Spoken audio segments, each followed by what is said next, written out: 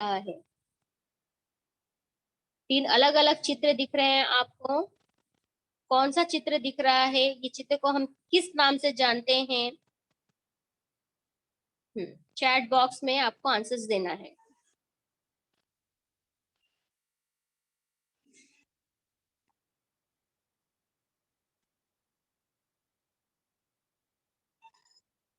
अभय unmute होना बेटा। अभय teacher what?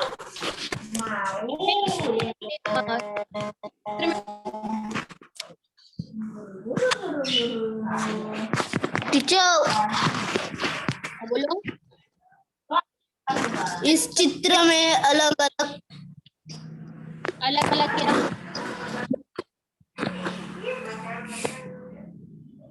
Yes. और क्या दिख रहा है पानी के अलावा?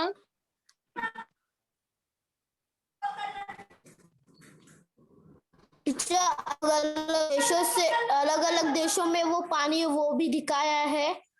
ओके, अलग अलग देशों में पानी बह रहा है। ओके, और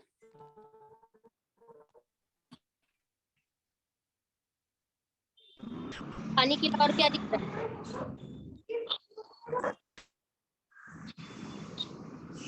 पहाड़ी दिख रही है? पहाड़ी दिख रही है, जंगल दिख रही है। हाँ, और क्या दिख रहा है? पत्थर। और पड़ा, ये हम अभी जानेंगे। ठीक है, तो यहाँ पर नदी कंधे पर कवि ने इस कविता का नाम ऐसा क्यों रखा? नदी कंधे पर यहाँ पर कवि अपने आप को एक छोटे की तरह समझते हैं, मतलब मानते हैं। एक छोटा सा बच्चा होता है, हाँ, जिसे अभी अभी थोड़ा ज्ञान है, और वो सारे असंभव कार्य को संभव करने के लिए सोचता है, कल्पना करता है। तो यहाँ पर प्रभु दयाल श्रीवास्तव ने ऐसे ही एक बालक का यहाँ पर कविता के माध्यम से बताया है कि उसमें भी इसी तरह की कुछ ऐसी कल्पना की, कुछ ऐसा कल्पना करता था वह, कि मानो वह अपने ही कंधे पर नदी उठाकर ले आए। ठीक है, तो यहाँ पर कवि उन बच्चों में से हैं, ठीक है, उन बच्चों में से जो कि असंभव चीज को संभव करने के लिए तत्पर रहते हैं, और कल्पना में वो सारी चीजें कर लेते हैं। ठीक है, तो यहाँ पर इसी के आधार पर इसी कल्पना के आधार पर इस पोयम का नाम क्या पड़ा? नदी कंधे पर। नदी कंधे पर, जिसके कवि हैं प्रभु दयाल श्रीवास्तव। ठीक है, आगे हम देखेंगे कि आगे किस तरह की कल्पना इस कविता में की गई है। ठीक है, ध्यान देना है सभी को। यहाँ पर कवि कहते हैं, फर्स्ट स्टैंजा देखना है सभी को। नदी कंधे पर, पहले स्टैंजा में कवि ने क्या कहा? ठीक है, कवि अपने आप को उस बालक के समान मानते हैं जो अपनी कल्पना जगत में ही सभी असंभव कार्य को संभव करता हुआ प्रतीत होता है। तो यहाँ पर कवि कहते हैं कि अगर मेरे बस में होता, अगर हमारे बस में होता, तो कवि क्या करता? नदी उठाकर घर ले आता, अपने घर के ठीक सामने उसको कुछ बहाते, कूद कूद कर, उछल उछल कर हम मित्रों के साथ। तो यहाँ पर कवि ने क्या कहा है? कवि ने अपनी कल्पना शक्ति से ही नदी को अपने कंधे पर उठा लेते हैं, और उठा लेके आने के बाद सिर्फ उठा के अपने दोस्तों को सिर्फ उतना ही नहीं दिखाते, वो क्या करते हैं? वो नदी को उठा के घर ले आते हैं। मानो नदी एक ऐसी चीज है जिसे एक जगह से दूसरी जगह अपने हाथ से आसानी से उठाया जा सके।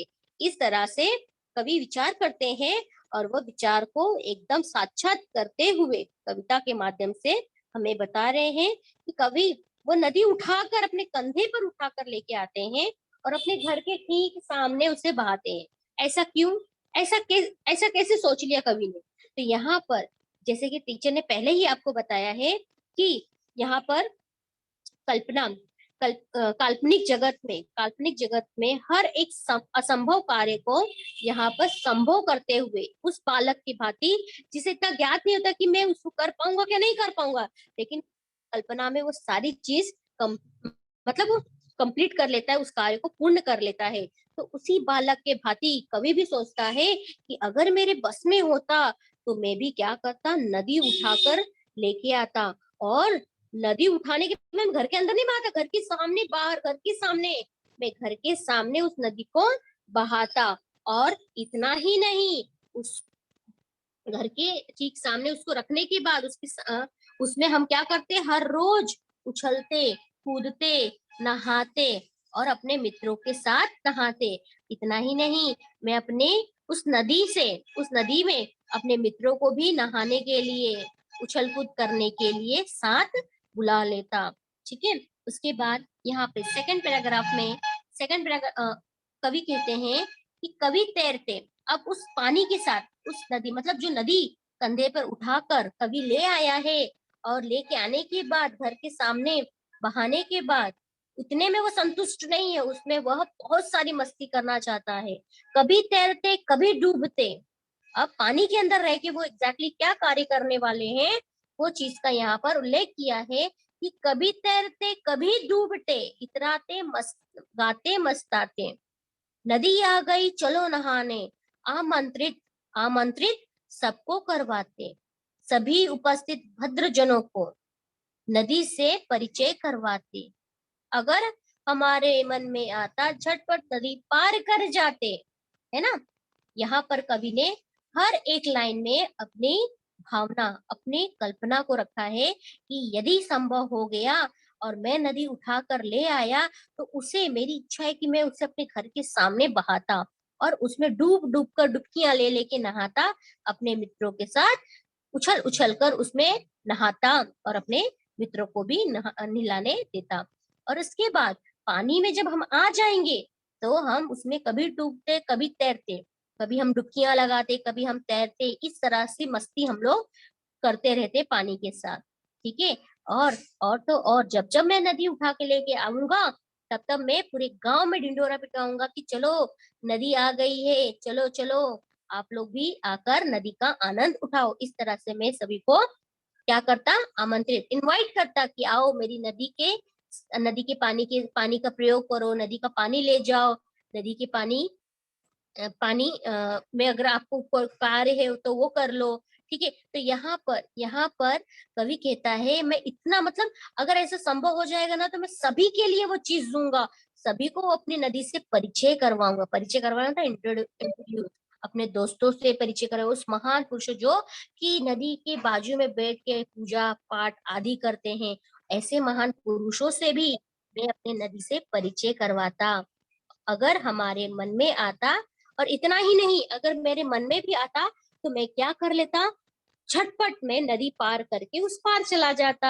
है ना। तो यहाँ पर कवि ने इस दोनों पैराग्राफ में बताया कि पहले पैराग्राफ में संभावना बताइए कि अगर मैं उसे उठा ले आता तो उसे मैं रखूंगा कहाँ, अपने घर के सामने उसे रखूंगा, अपने घर के सामने उसे बहाऊंगा और अपने दोस्तों के साथ में उसमें उछल उछल कर नहाऊंगा। है ना। उसके बाद दूसरे पैराग्राफ में कवि कहता है कि पानी में जब मैं और मेरे मित्र रहेंगे तो हम किस तरह की हरकतें करेंगे, किस तरह से मस्ती मौज करेंगे, तो यहाँ पर उसका चित्रण किया है।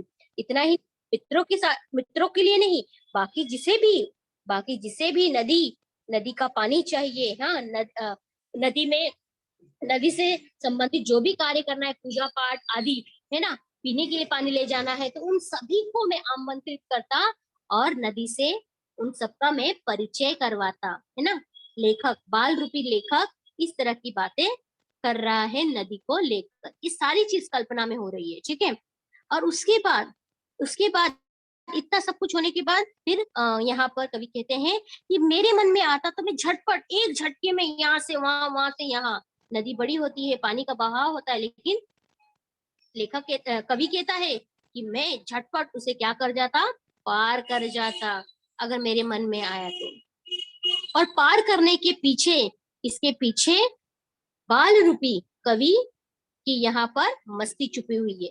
क्या मस्ती छुपी है, देखो, कुछ गलती करने के बाद झटपट वो नदी तो पार कर लेगा, नदी पार करने के बाद वो अपनी मम्मी का नाम ले, मम्मी को बुला बुलाकर, मतलब नदी के उस पार खड़े होकर अपनी मम्मी को आवाज दे देकर वह चिल्लाता। क्यों चिल्लाता, क्योंकि उसने कुछ मस्ती की है। मैं तो बच्चा हूँ, मैं झटपट उस नदी को पार कर जाऊंगा और मम्मी मुझे पकड़ नहीं पाएगी, ना तो डांट लगाएगी ना तो कुछ करेगी, है ना। और उल्टा विनती करेगी कि आ जाओ, आ जाओ, की गलती माफ है। तो यहाँ पर इसके पीछे, मतलब नदी झटपट पार करने के पीछे यहाँ पर क्या है, यहाँ पर एक मस्ती छुपी हुई है कि वो अपनी मम्मी को इस तरह से सताते और नदी पार करके उस जगह पे खड़े हो जाते और वहीं से अपनी मम्मी मम्मी को आवाज लगाते। ठीक है। और उसके बाद जब ये सब चीज हो जाता, जब मैं बच जाता डांट फटकार से, तब शाम जब हो जाती ना, क्योंकि ये तो पूरा दिन का उन्होंने बता दिया, जब शाम हो जाती तो मैं क्या करता, उस नदी को उठाकर अपने कंधे पर, मतलब अपने कंधे पर उठाकर फिर वहां जहां से लाया था मैं, वहीं जाकर उसे रखा था।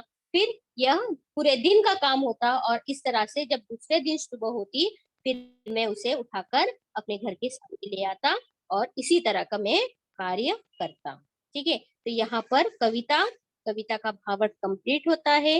इस कविता में सिर्फ और सिर्फ एक छोटे बच्चे जो काल्पनिक जीवन जीते हैं, काल्पनिक जीवन में वो असंभव कार्य को संभव करने के पूरे तत्पर रहते हैं, और उसके पीछे उनमें जो मस्ती होती है ना, जो मस्ती मतलब इस तरह की मस्ती होती है कि किस तरह से वो अपनी मम्मी की डांट फटकार से, गलतियों से बच जाए और ऐसा कुछ करे ताकि वह पकड़ में भी ना आए और वह पूरी तरह से